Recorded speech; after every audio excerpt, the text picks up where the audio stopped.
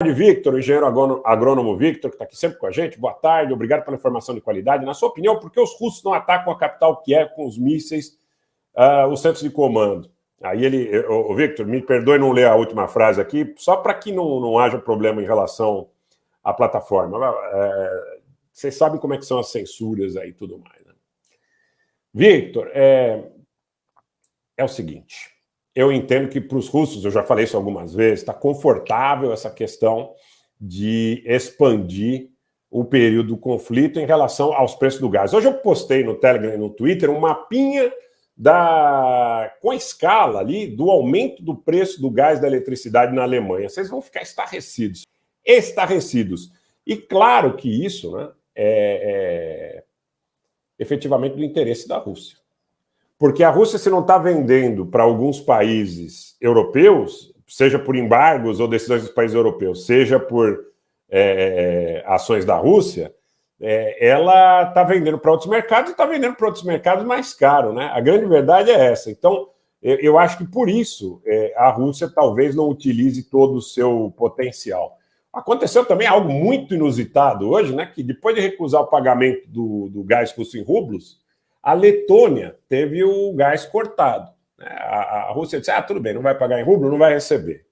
8 dias depois, e a Letônia hoje decidiu retomar a compra do gás russo e pagar em rublos.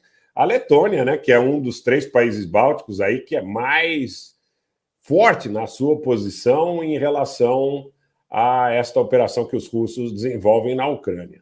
Então tem muita gente voltando atrás.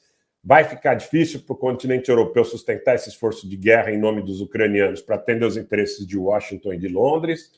Fica cada vez mais claro que a coalizão de governo na Alemanha foi uma coalizão montada, de alguma forma, com o interesse de proteger os interesses dos Estados Unidos. E, nesse sentido, lá no começo do conflito, vocês lembram que o comandante da Marinha Alemã, ele estava na Índia, se não me falha a memória, e ele disse o seguinte, olha, nós temos que negociar com o Putin, temos que respeitar os interesses da Rússia também. E ele foi demitido após fazer essas considerações. Vocês têm dúvida? Alexandre Soares, qual mapa que você se refere? Da Alemanha? Tá sim, tá no Telegram, e o link do Telegram tá na descrição do vídeo. Aliás, é especialmente importante todo mundo tá no Telegram, tá, gente? Já são ali quase 30 mil pessoas. E é especialmente importante porque a dinâmica, a agilidade da informação lá flui muito mais rapidamente, tá? Mas voltando, o comandante da Marinha Alemã foi demitido quando ele disse que era para considerar os interesses dos russos e que os interesses da Alemanha não eram necessariamente os mesmos de Washington e de Londres. Isso significa o quê? Que o governo alemão está completamente comprometido com os interesses de Washington e Londres, mais do que com o próprio povo da Alemanha. Mas essas situações têm limite, porque existem estruturas de poder que sustentam, de alguma forma, por vezes, tentando contemplar interesses de lá e de cá, como eu disse, coisa do globalismo, das empresas que têm pernas em muitos lugares, né? Muitas empresas têm segmentação, né? Esse pessoal, gente, com o passar do tempo, e acho que nem para o Macron vai ser fácil, vai cobrar seus governos e vai dizer o seguinte, olha, vocês vão continuar batendo bumbo para os interesses de alienígenas, né? De alienígenas, leia-se, de países estrangeiros, para que eles continuem tendo aí o nosso sacrifício para obter os seus benefícios. Eu acho que isso não vai durar muito. Essa é a minha impressão, tá? Hoje, essa questão da Letônia, eu acho que é meio que paradigmática, tá? Paradigmática por quê? Porque a Letônia disse, parou. 8 dias e não conseguiram ir além disso, e voltaram a solicitar a compra do gás russo, e aí sim pagando em rublos. Eu estou entendendo o seguinte.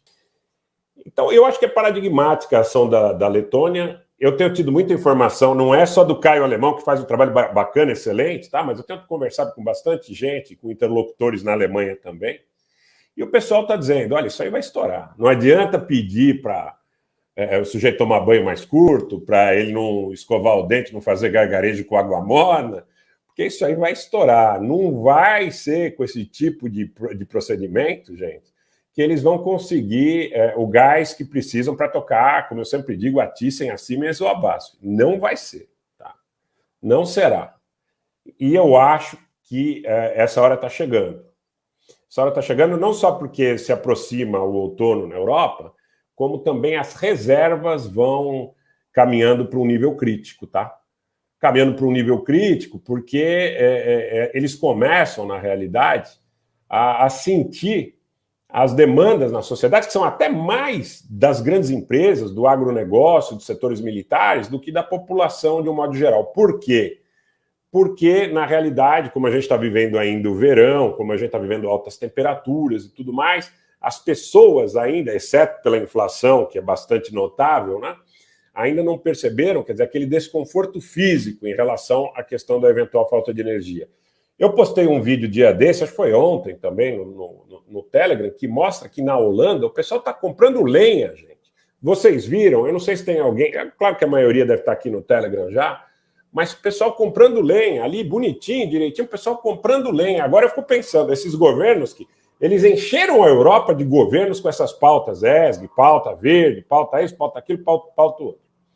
Agora eu fico pensando, esses governos, eles vão ter que viver um paradoxo de voltar a queimar carvão e vender lenha, queimar madeira. Né? Queimar madeira.